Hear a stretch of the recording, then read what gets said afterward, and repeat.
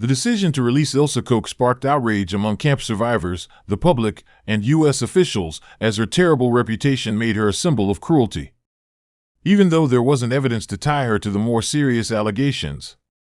However, in the court of public opinion, she was a deviant who had dispatched prisoners for their skins along with other horrible things.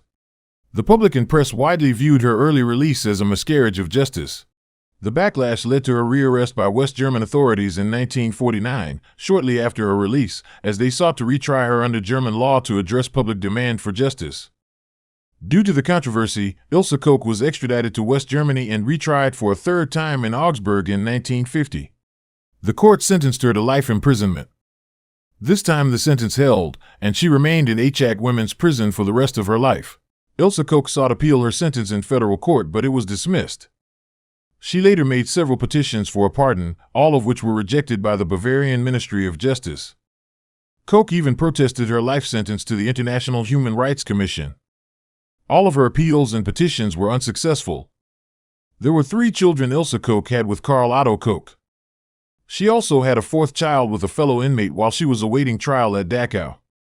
Koch gave birth to a son she named Uwe Kohler while incarcerated.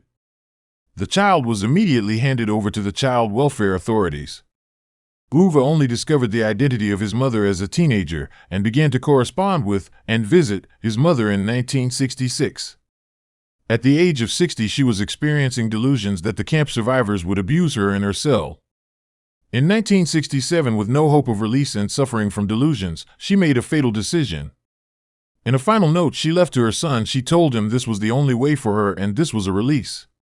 If you liked the story and want more context, there's the full version of it on the main channel. Link is in the description.